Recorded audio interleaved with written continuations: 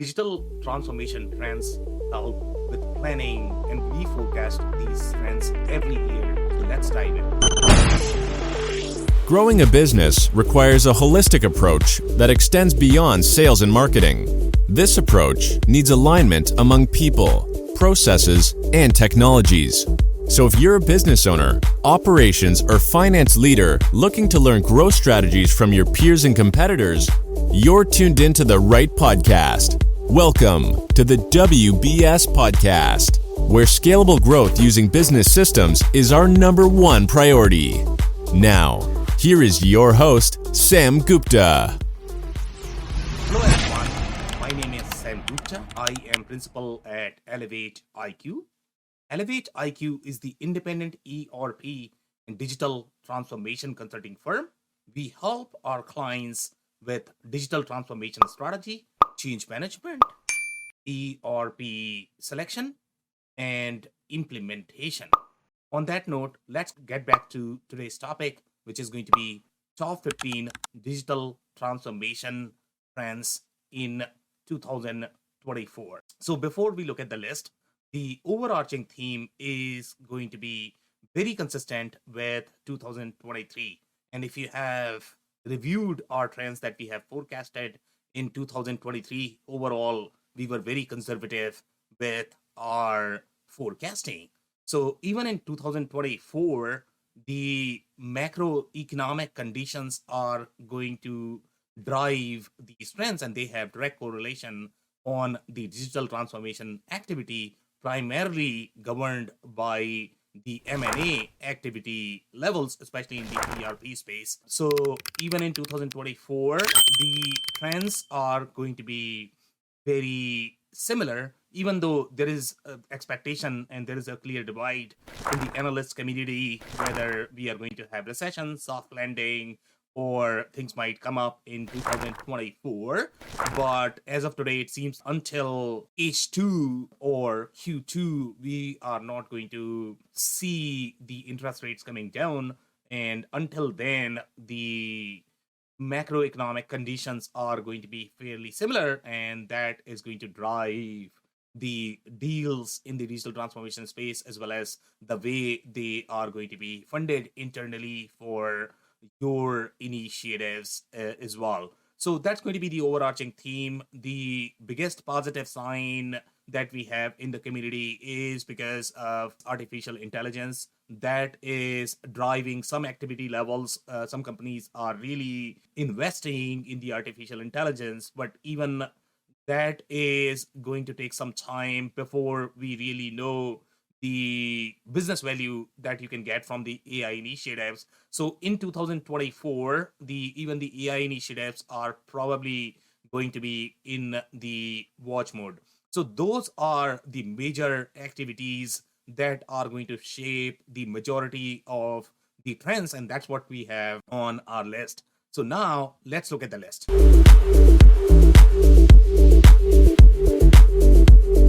So number one on our list is artificial intelligence driven business models. And that is going to be the way artificial intelligence is going to drive the transactions, the business model, as well as how we conduct our business.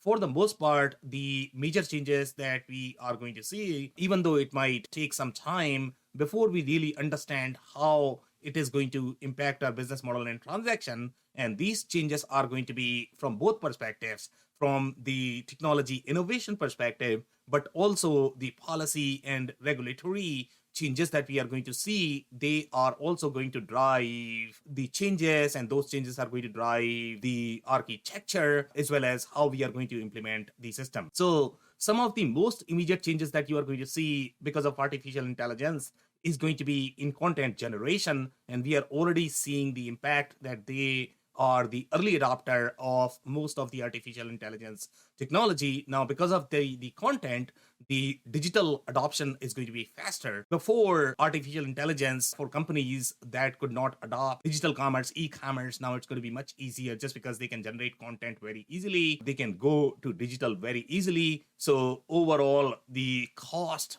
to go digital is going to be lower. There are going to be other companies that are going to be really strong with their digital capabilities, and they are most likely going to be disrupting the traditional business models such as your manufacturing or distribution. So we are going to see massive changes overall from the digital adoption perspective because of artificial intelligence. The other things that you will see is the impact on the search channels. So for the most part, the way we discover product services, that is all driven by search channels. So that is going to see massive impact. And this is going to be very similar to how Google changed our life in how we discover products. The same changes we have seen even with Amazon, that is also used as a channel for the product discovery. So now with the new search channels, and now we are going to see a lot of scenarios where ChatGPT is being used as the search engine. So we will have to optimize our products and services and business models in compliance with your ChatGPT. So this is not going to be just one channel, but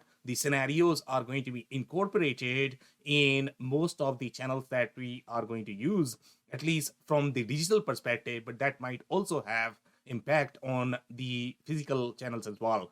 The other scenarios that we might see is overall the way the guided selling or the guided buying used to work. So we might see changes in the adoption of configurator CPQ, even though the CPQ and configurator use a slightly more rigid model, but still we might be able to see changes more from the search and discovery perspective, just because it's going to be much easier to be able to incorporate these scenarios with AI. The other changes that we are going to see overall is the personalization, and that is going to see the massive impact because of technologies such as deepfakes. At this point of time, we don't know how deepfake technology is going to be governed, especially when you look at the voice prints. They might see a lot of changes as well, whether governments are going to allow that or not. Some of the conservative governments as well as countries have already started blocking deepfake, and we might see the similar things with other countries as well. Either they are going to regulate these spaces, or they might come up with newer policies such as having the voice print for deepfake, and there might be a release process for that so that you can recognize how many deepfakes are in circulation at this point of time. This is going to be very similar regulation model as your cannibal space. So at this point of time, it's very hard to forecast in terms of how these things are going to shape up, but these are some of the possibilities how they might impact the business model. So that's number one.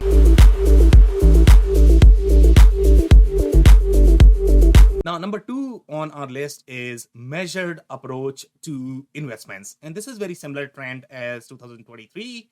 The CFOs are going to be extremely conservative until the cash situation is going to be clear or the macroeconomic conditions are going to be clear. There are going to be substantial scrutiny with your projects, especially the initiatives. And the companies, what they are going to do is they are going to have the impulse buying pattern overall from the technology perspective, because they are looking for short-term gains and they are not as worried about the implications in the long term. That is going to have implication on your backlog and the architecture, just because that perspective is missed, especially if they are going to be buying in the impulse manner. For example, SaaS technologies, that might have impact in the long term, but that's probably going to be a trend just because they are worried about the short term. So that's number two.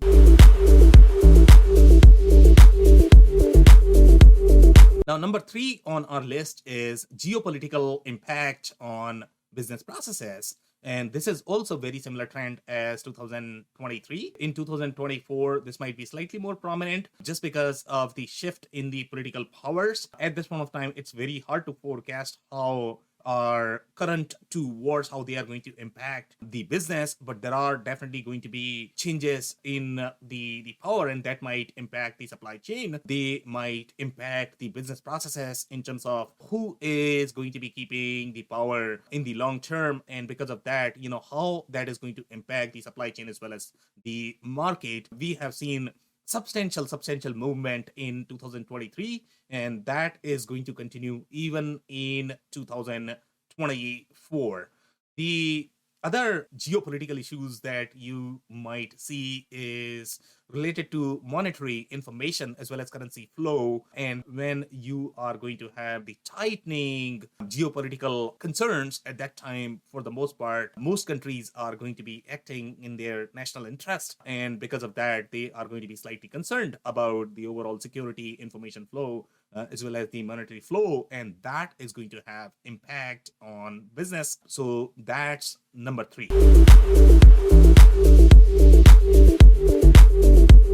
Now, number 4 on our list is decision grade data and insights. There are two factors that are driving this trend. Number 1 is artificial intelligence. Number 2 is consolidation, or the network consolidation that we have in the market, that we have seen in the last few years, and that is going to continue even in 2024. So the decision grade data that we have, the more suppliers as well as the carriers that you have in the network, the better your data as well as forecasting is going to be.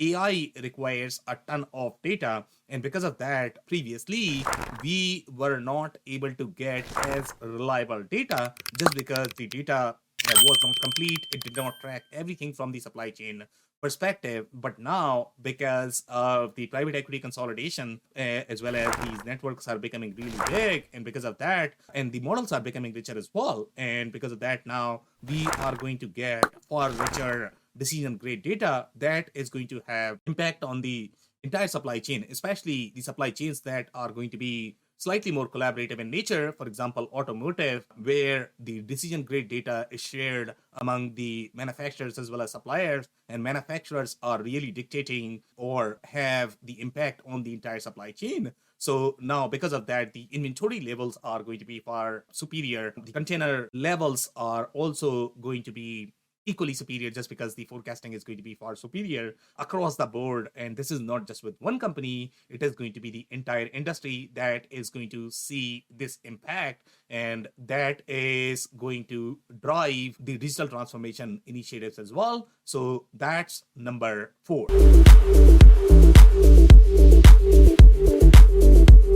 Now, number 5 on our list is supply chain networks and visibility platforms.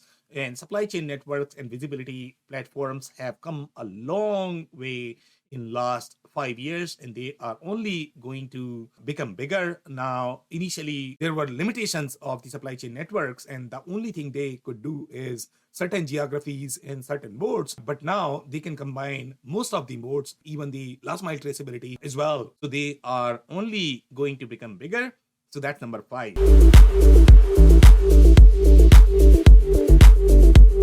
Now, number 6 on our list is increased focus on sustainability and ESG. And we have seen this trend, in 2023. So this is definitely going to be there, and they are going to drive the reporting requirements at this point of time. Most of the enterprise software categories, they are trying to attack the ESG and sustainability in some shape or form. So there is no clear consensus in terms of who is going to be hosting the sustainability and ESG requirements. So there is a massive overlap in the industry at this point of time related to these requirements, and that is driving the architecture. So it might take some time before we have consensus in terms of where these requirements are going to be hosted, which enterprise software category is going to be the candidate for sustainability as well as ESG. But until that stabilizes, we are going to see shifting architectural patterns related to sustainability and ESG. And that is also going to drive the digital transformation initiatives overall. So that's number 6.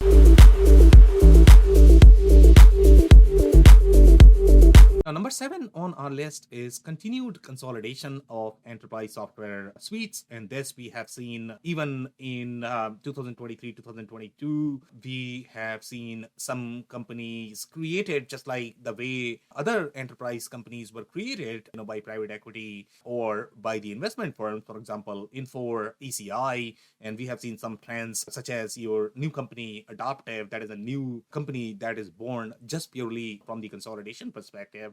We have seen massive growth for Constellation Software, and the only thing they are doing is they are consolidating these vertical software, and they are creating the entities. So we are seeing this consolidation across the board, whether you talk about the supply chain software suites or the enterprise software suites, everybody's trying to consolidate and integrate. And because of that, the architectural patterns are going to be shifted. Everybody is going to have massive overlap overall in terms of the capabilities, and that is going to cause the confusion which system should be hosting what functionality, and that is going to drive the architecture as well as the digital transformation initiatives. Overall, the ERP as well as supply chain suites, they all are going to become much bigger, and everybody in the market are trying to guard their revenue. So obviously they are going to be creating the pricing as well as distribution strategies that are going to be aligned to their own software. And because of that, there are going to be massive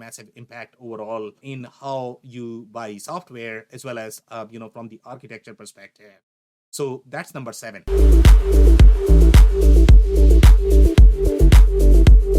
Now, number 8 on our list is increased failures and shifting architectural patterns. And there are 2 or 3 drivers which are driving this. Number 1, obviously, is the overlap. The number 2 is going to be the short-term bias in with respect to procurement of the software as well as the digital transformation technologies. And because of that, we are going to see increased number of failures just because they are not looking at the comprehensive picture. They are not investing in the enterprise architecture. They are not looking at the long-term implications. They are not necessarily bringing all of the departments on the same page before buying these technologies. So the failures are definitely going to increase, and that's number 8.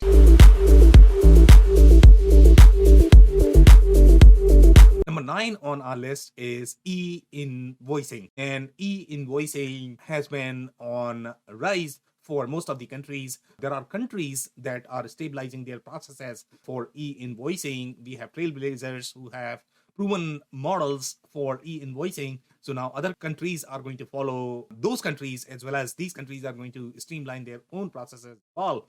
And that is going to have impact as well as on the capabilities of ERP as well as enterprise software. And this is also going to drive the architecture. So that's number 9.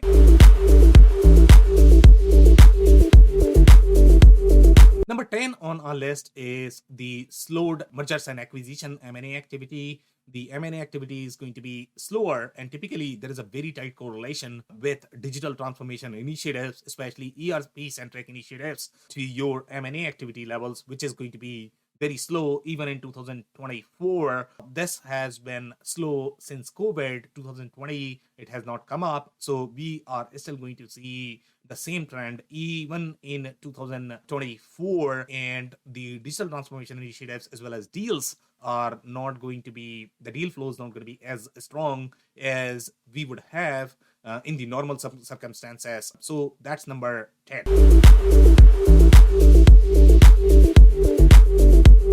Number 11 on our list is increased investments in strategy and change management. Now, increased failure rate is going to drive the increased investments. So companies and the CFOs, they are going to be slightly more careful, and they are going to plan these initiatives in phases. And one of the phases that they need to plan is going to be the strategy phase, and they will ask the IT leadership to prove their whatever ideas that they might have, and that is going to happen in some sort of strategy blueprinting phase, and that is going to help develop the roadmap as well as plan these digital transformation initiatives. So we are going to see increased investment, and this is the trend consistent with 2023. We have seen this trend increased overall, and now this is going to be even more prominent in 2024. So that's number 11. Now, number 12 on our list is tighter collaboration of tech companies. And this is a very interesting trend where traditionally the rival companies in the technology space, they were not collaborating as much. But because of AI, now everybody needs data, and the only way to get data is through tighter collaboration. We have seen this trend in the supply chain space, because in supply chain space, you have to have the complete traceability, and not everybody is going to have the licensing agreement to capture data for all of those modes. And that's why we were seeing a lot more overlap, a lot more collaboration in the supply chain space. But now, even in the technology space, we are going to see that a lot more. And one of the example is Oracle and Microsoft collaborating. That is something that we have not seen in the past. So now we will see a lot more collaboration, whether we talk about collaboration of Microsoft and SAP, Oracle, that could be very interesting as well. So we are going to see a lot more, just because now companies are thinking about the overall gain, and the only way to do that is going to be by collaboration. So we are going to see a lot more because of that. So that's number 12.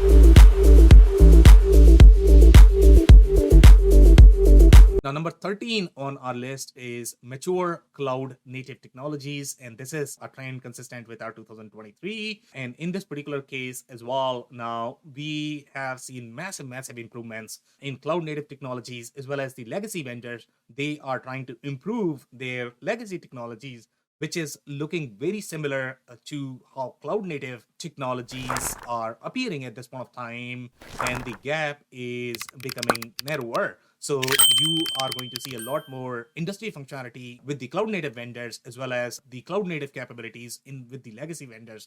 For example, enterprise search, mobility, that is going to be your transactional maps or workflows. We have seen vendors such as Appicore developing some of these capabilities. So the gap between your on-prem and cloud is going to be narrower. In fact, the cloud may have slightly more robust capabilities, at least from the technology innovation perspective, before they catch up with respect to the functional capabilities as well. But for the most part, the gap is going to be narrower. The decision is going to be harder just because of this. So companies need to invest in due diligence in understanding the long-term implications before they commit to any vendor, any technologies. So that's number 13.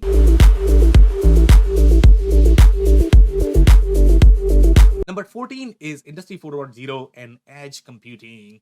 And for the most part, the only reason why we are going to see Industry 4.0 and edge computing is, again, because of AI. Industry 4.0 trends, the biggest benefit of Industry 4.0 was with data collection. And now for AI, you need a lot more data. Yes, there are other benefits of Industry 4.0, but that adoption might not be as fast, especially when it comes to automating or building the control centers to be able to govern these machines automatically. We might not see those trends right away, but for the most part, the Industry 4.0 technologies are going to be used for data gathering, because AI companies, the machines are going to require, the tech companies are going to be utilizing more AI technologies, at least in the tech development, even if it might not be used for applications, but tech companies are going to be using this for tech development, and that is going to drive a lot more Industry 4.0 adoption as well as edge computing. So that's number 14.